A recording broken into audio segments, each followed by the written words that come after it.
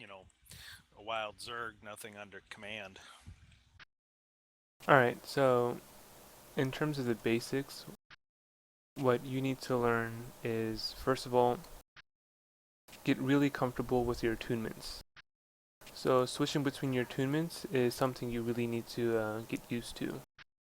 If you ever find yourself sitting in a Zerg fight with only two attunements, like fire and water, and you're not switching between air and earth, then you're doing something wrong.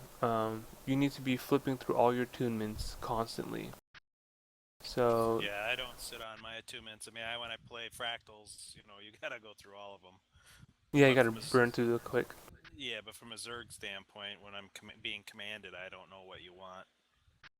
Okay, so we'll first quickly talk about the build. Um, the build that I have up right now is for PvP, but the build you need to go after is 00266 or 00662, either or. And I'll quickly tell you what you need to know, what you need, like traits you need for each one. Okay, I'm on Um, 00626 at the moment. yeah, that's the generic PvP build that you automatically are set up with, and it said the same thing to me. So let me just pull up the website that I have my build on.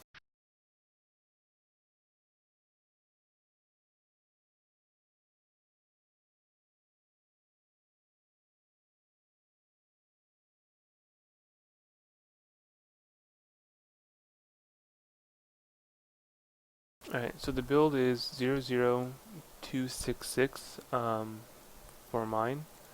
So let me just retrait right quick. In Earth Magic, what you need is Earth's Embrace. So whenever your health is below 50%, you get your stun break, stability, and protection up. Right? So it's kind of like a passive oh shit thing, right? Okay. And then in Water Magic, you have six.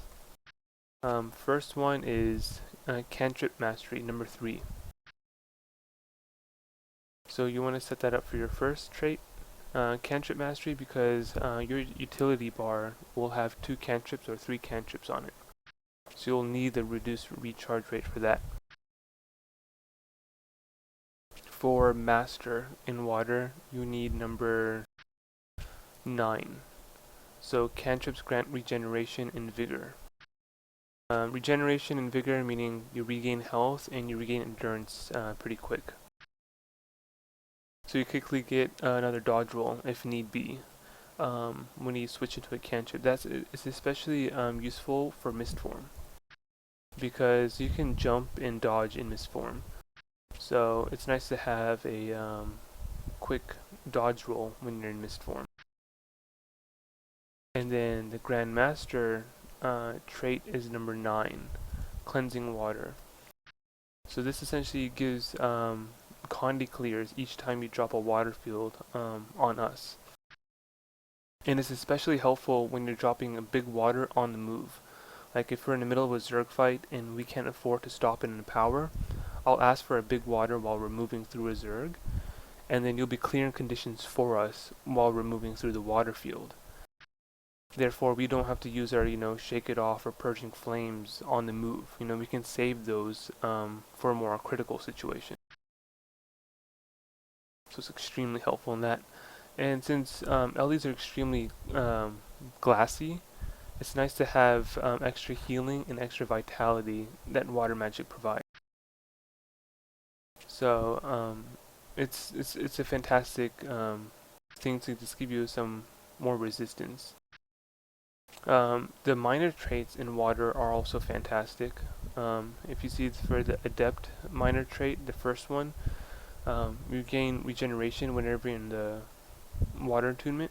So even if you're not, um, in the water field that you're dropping, in the water field that's being blasted, you're still getting health regen for people in backline as well, passively. And each time you switch to water field, then you gain health to yourself and allies around you. So again, you're healing the back line as you're changing to your water attunement. So water magic overall is a fantastic thing for Zerg. And then finally Arcana, which is 6. The first trait should be number 5, Blasting Staff. So the area radius increase for stabs. It's a must-have. I mean, larger static fields, larger water fields, etc. For Master, you have 8. So as you're switching through your attunements constantly, you're giving yourself boons as you're switching through, right? So the more you switch through your attunements, the more boons that you get. Now this works wonderfully for the final minor trait of water magic. So in the Grandmaster minor trait, you see deal more damage for each boon on you. So the more you switch to your attunements, the more boons you get, but also the more damage you deal. So it coincides and works perfectly with that. And then the final one, the Grandmaster one, is number 9. So Flame Burst or Evasive Arcana. So every time you dodge roll with this trait, you're doing something different, right? You are doing different things based on different attunements. So like for instance, if you're in the water attunement and you dodge roll, you do a cleansing wave, so you clear conditions when you dodge roll, which is fantastic. Yeah, I use that all the time. And then having the Arcana boon duration increasement by 30%, and then the reduced recharge, or actually, yeah, the increase in attunement recharge rate. So you can, it's a lot quicker to move through your attunements because of Arcana. But that's the trait build right there, 00266. That's the general trait build for Elementalist. Some LEs like to do theory crafting, but essentially all the basic LEs out there should be running this build, no matter what. Unless you're like an elite Elementalist, then you can move over to a Zerker build and do more on fire magic or something, or air magic. So you can increase your damage output. But I'll leave that for a later date. Right now we're not at that point, our LEs are not at that point to do that kind of more classy stuff. In terms of armor, you can start off with PTV, which is like the basic, to understand the class more. The other armors I recommend are Celestial or Valkyrie. Celestial takes a month to craft because you need 30 charged crystals, quartz crystals, and you only can make 1 per day. So it takes an entire month to finish. If you don't have the patience for that, and you have the gold, you can go for Valkyrie's armor. Valkyrie's armor is a good alternative to Celestial armor. I've got a full Celestial Ascended set. Well, I take it back, missing 2 pieces of the Ascended, but Holy crap, that's expensive. yeah, I built that a long time ago. Yeah, then yeah, you're set. For runes, I used to have runes of divinity. Well, that's what I have right now is runes of divinity, but then they nerfed it. They took off essentially the ferocity. They took off the ferocity. It only does increase to all stats, but no increase to ferocity. So I'll be changing that myself. I'll be changing that to runes of exuberance or runes of strength later on down the road. Those are 2 runes I, recommend the most. Yeah, I switched. I had Divinity, and I switched to Ogres because I can't afford those right now. I'm trying to get my Commander tag. Oh, okay. Yeah, you can take your time. Ogres is a nice alternative. Ogres or Worms is a nice alternative to that.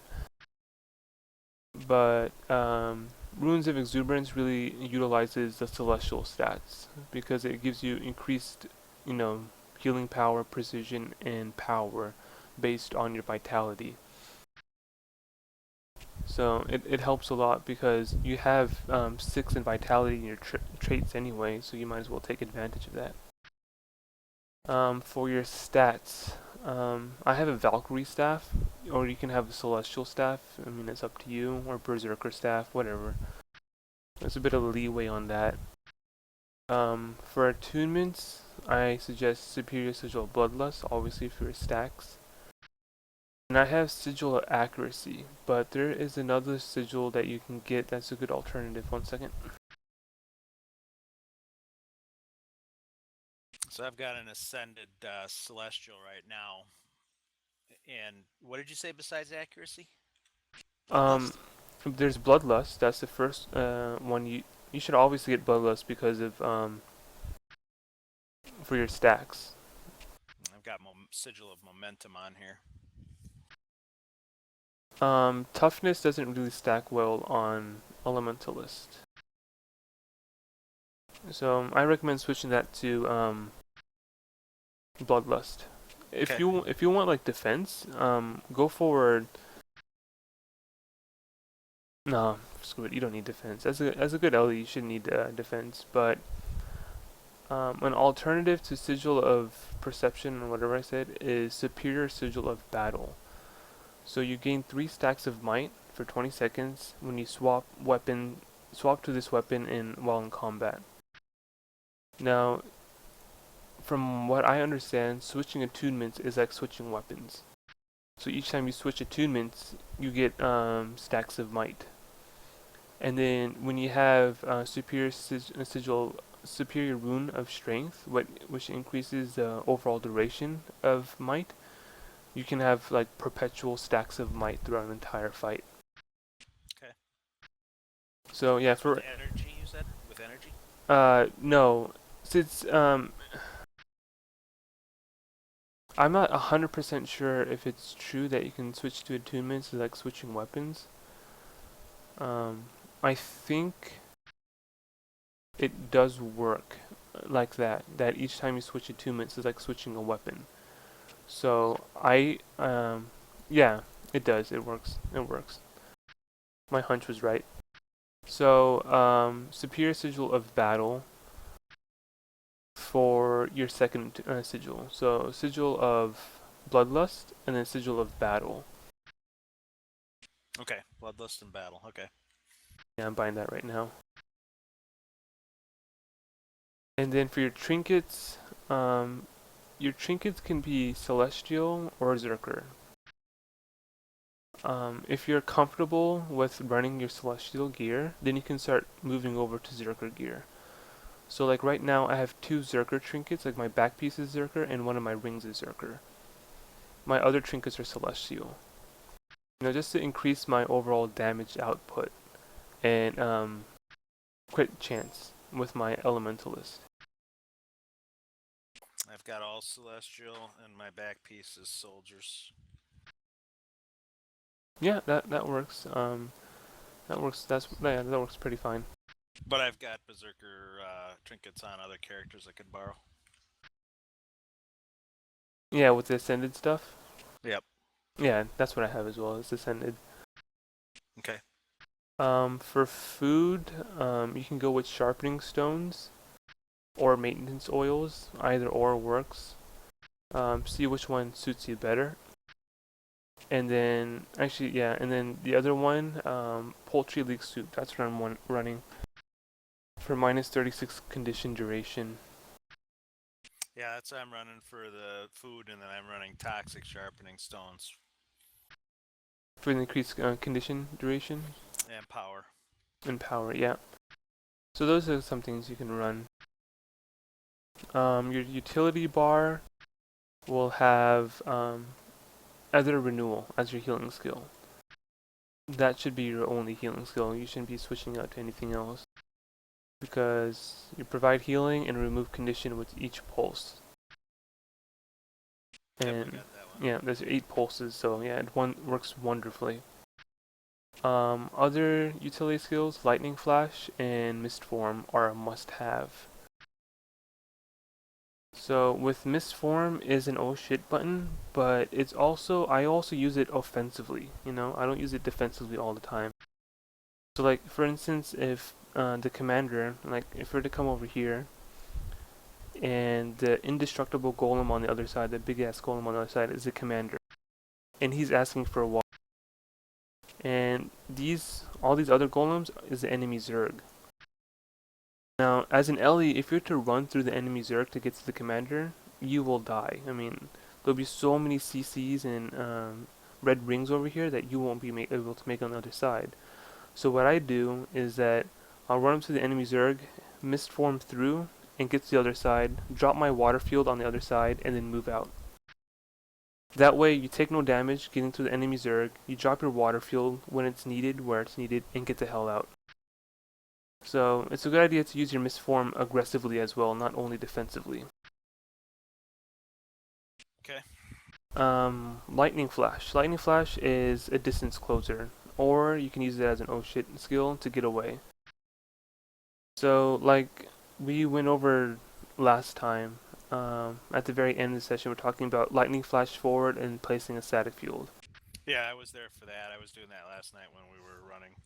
So yeah, it's just something like you have to key bind it, so you can lightning flash forward pretty quickly, and then just put down your static field and then back out.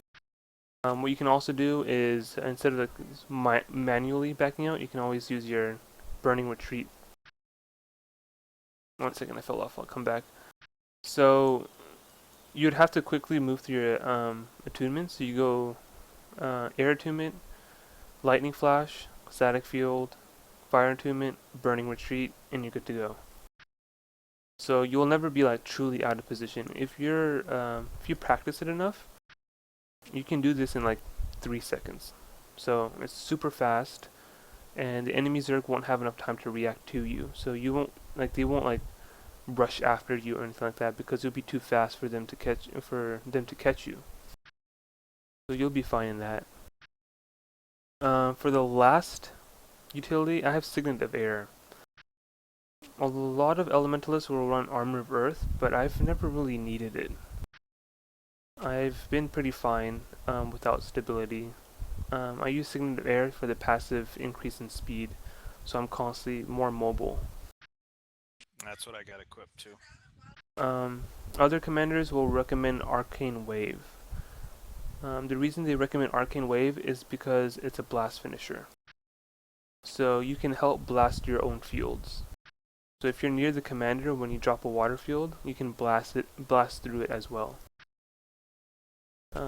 Some commanders like it, but I really don't care for it because it requires an Ellie to have good skill and to move in close with the tag and blast it and get out, or blast it from a distance.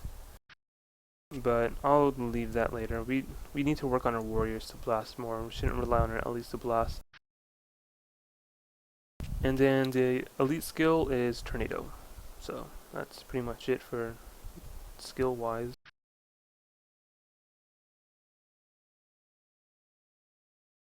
It seems like you're pretty much set up. Yeah, I was pretty close to what you were looking for. Other than the tornado, I never used it until last night. Yeah, I think the first time I used it to run into a Zerg and die because we were wiping. I used it to get up the stairs last night into that tower. Yeah, but it seems like you're all set up. You have the proper armor, trinkets. You just need your trait set up and then your sigil set up.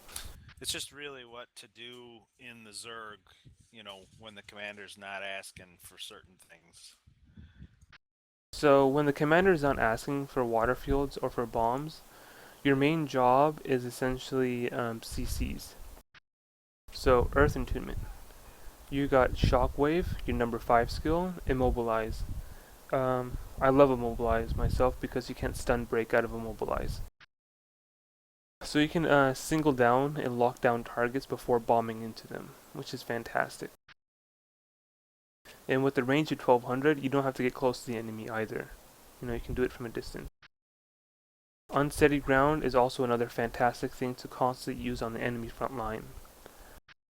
Constantly throw that down whenever it's off cooldown onto the enemy line and start picking off people one by one if they don't have stability.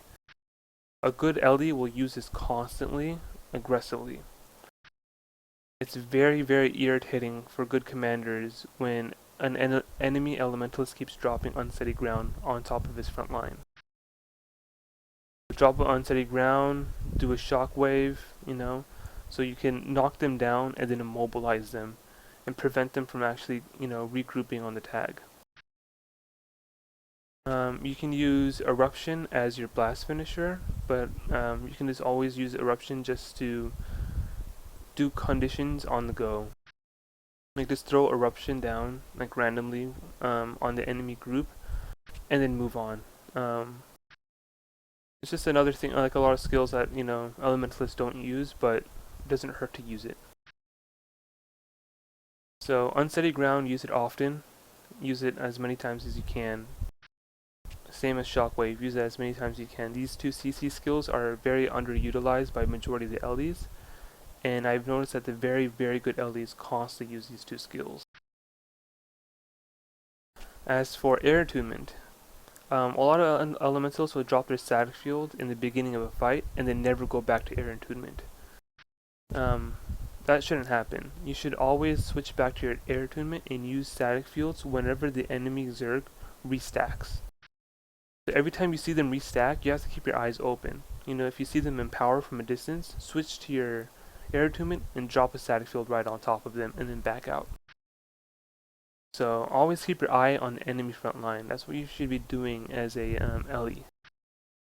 And then always keep an eye on your own tag, your commander.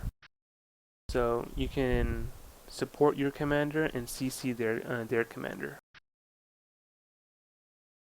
And then you have water attunement. In water attunement, your best friend when you're not doing water fields is frozen ground. So you can see how big the circle is for frozen ground. So you can get a lot of people in that chill movement. And you can't stun break out of chill, and you can't block chill. It's an unblockable thing. And when you chill someone, you not only decrease their movement, but also their recharge rate. And what it also doesn't show is that when you dodge roll when you're chilled, you dodge roll slower when you're chilled too. But even if like when you chill the enemy Zerg and the frontline tries to like dodge roll through it, it doesn't really help that much because they dodge roll like about halfway the distance they typically would. So they would still fall behind. They would have to use their condi clears just to get through. So the more you like force them to use their condition clears, the better. That means you're doing a good job. So if you like throw down your frost field on the enemy Zerg, and you see their guardians popping their purging flames, you should feel happy. Force them to use their cooldowns. Another cool skill is Ice Spike. Ice Spike is a small bomb, but it's a really OP skill that people rarely use. The reason why it's an OP skill is because of the vulnerability it applies. Vulnerability stacks very well. The more you can get the enemy group vulnerable, the easier it is for our front line to bomb into them. If we have like 4 LEs drop, like if we can do like an ice spike bomb on the enemy Zerg before we like run into them, like get 4 ice spikes at the same time, we can get 20 stacks of vulnerability on a target before running into them. So 20 stacks of vulnerability means they have like minus 20% armor. So when you do the damage, you're doing a crap load more damage to them.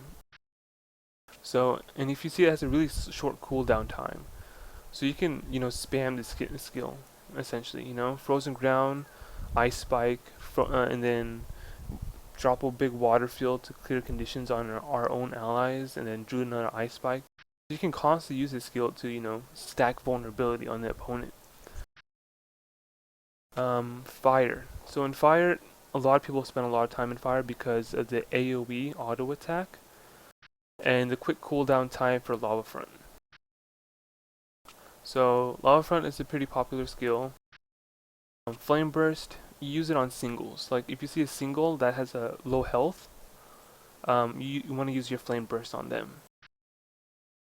And then also use Lava Front on singles or the enemy front line. Your big bomb is meteor shower. Meteor shower should never go off unless the commander asks for it. It should never be on cooldown unless the commander asks for it, because to get several Ellies to drop meteor showers at the same time, it can do a ton of damage. So having like 4 meteor showers in a specific location will just wreak havoc. And you'll notice about meteor showers that you can place meteor shower, and then when it's done channeling, you can move, but meteor shower will still do damage over time.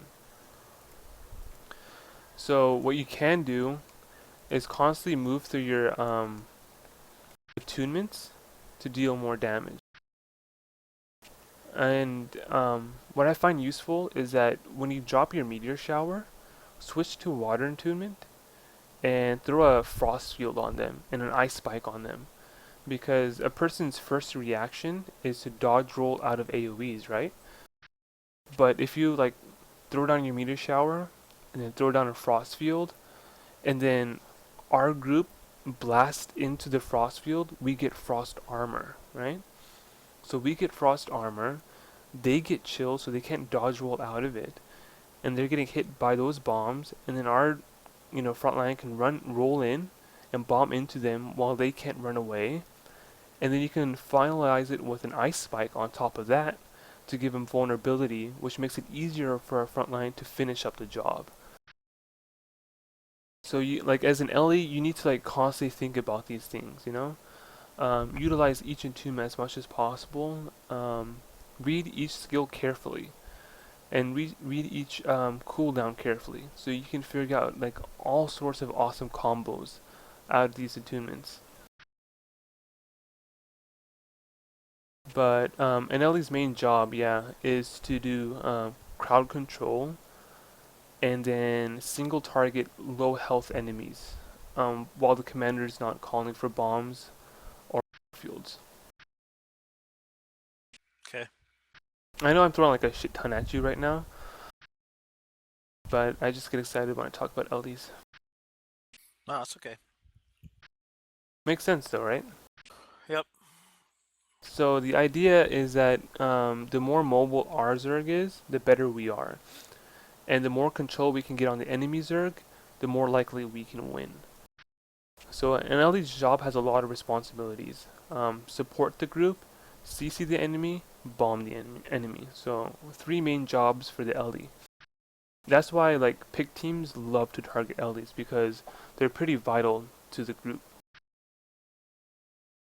Okay. Anything else you're concerned with? No, I mean I've played Dahlia for 1,700 hours, but mostly in PVE. So I mean I'm familiar with some of the things it does. I'm just not familiar with how it commanders want it used in a battle. But that pretty much answers the questions. Yeah, always remember to bomb forward. Never bomb on tag. Because if you bomb on tag, the problem is that by the time your bomb actually drops, the tag may have moved on, right? So if you're to bomb on tag, your bomb might be behind of what is expected. So always try to aim to figure out which way the commander is facing, and then bomb in front of that, like just in front of the commander. That way the commander can get their bomb in at the perfect location, instead of in an awkward location.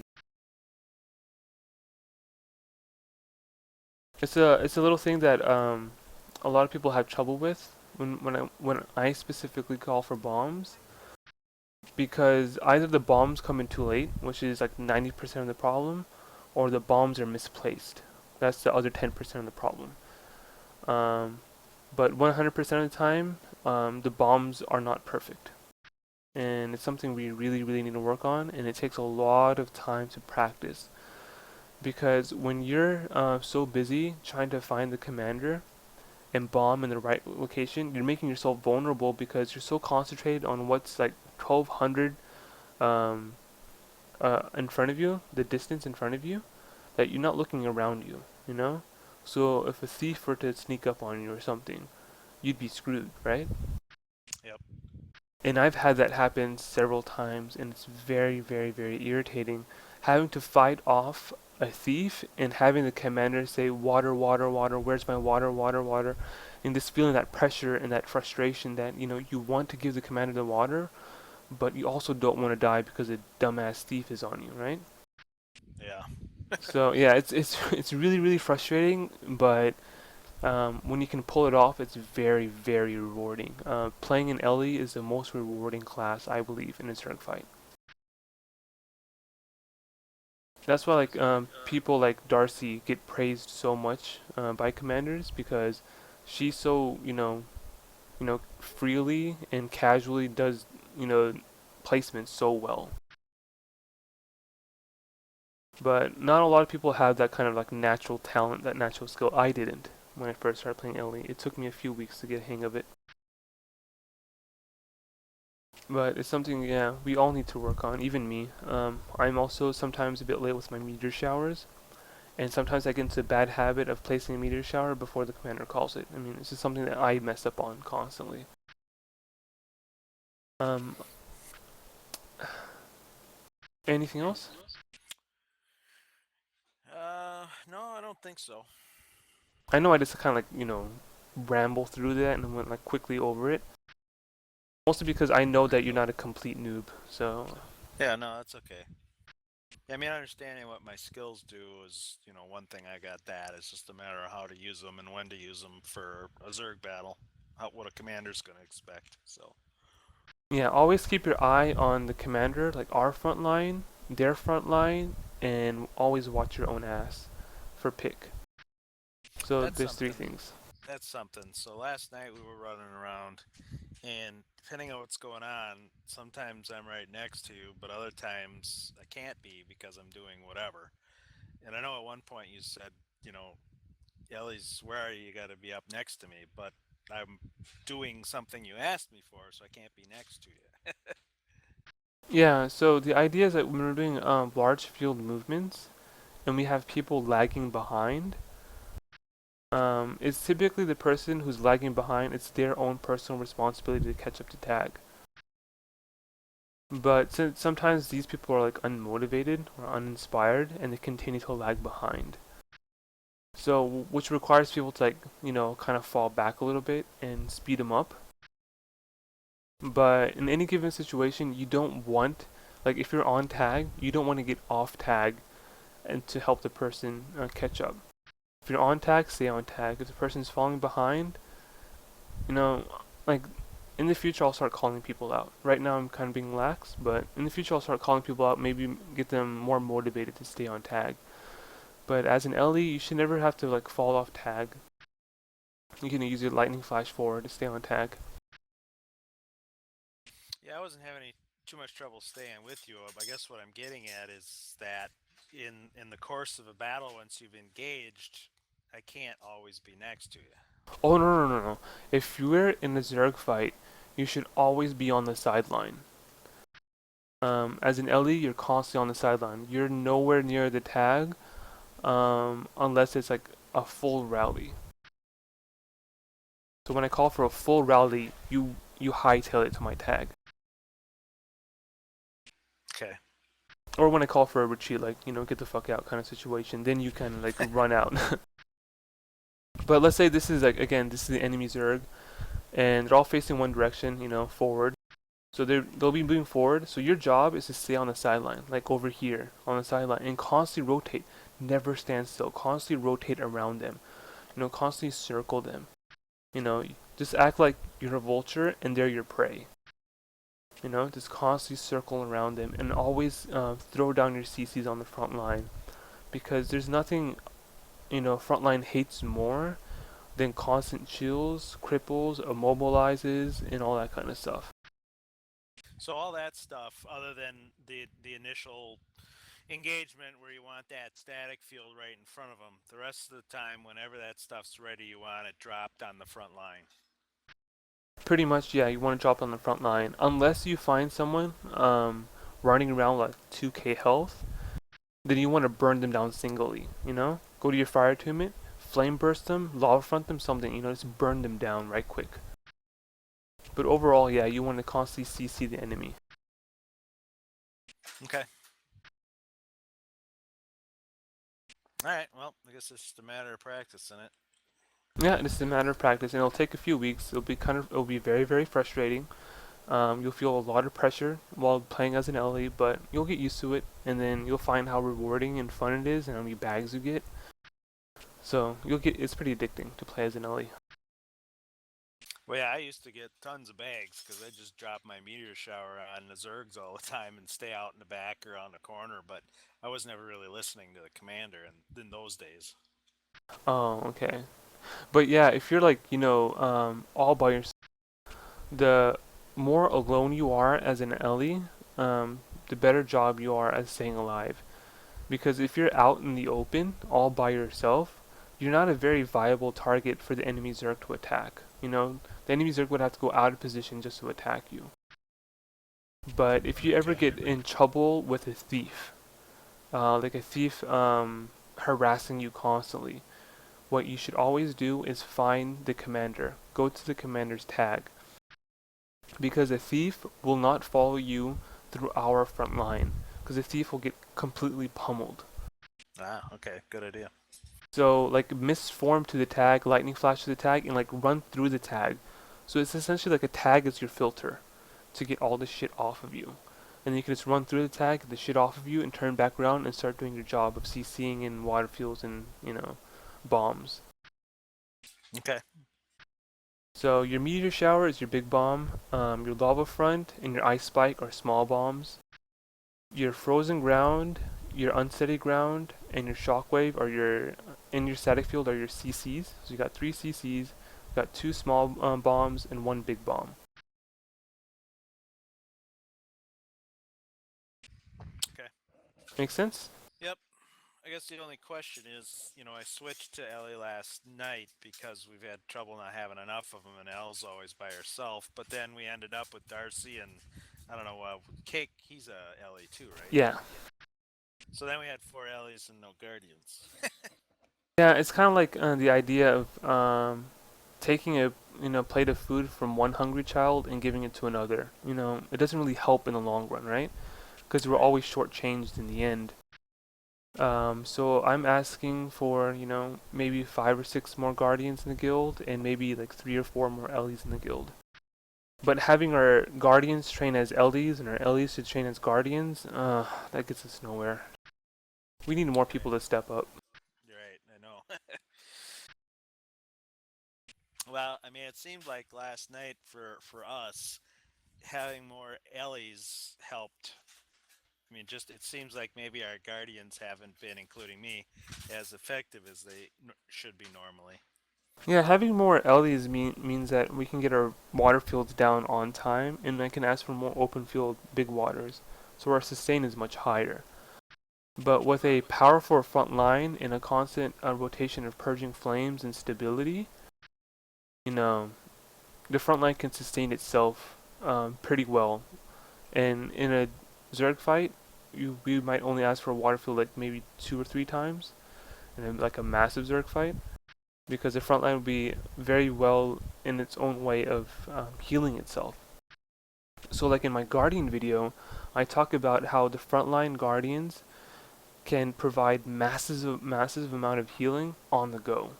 So it's less pressure on the LEs to be dropping the water fuels, so the LEs can spend more time doing CCs and bombs, and less time trying to heal. Yeah, it just seems like when I'm playing Guardian, there's so few Guardians and Warriors that it's nearly impossible to stay on the tag. It is, and I'll be covering that during the Warrior session on Tuesday. Something I will be covering, and I'm gonna hope the entire guild shows up for that, because I will be covering. I know it's a big problem, and I'll address that problem. That's for sure. I've been using a food that reduces the duration of stuns and things, and that seems to help, but it's not enough. Yeah, no, it all depends on frontline rotations, but yeah, I'll be going over that. No worries.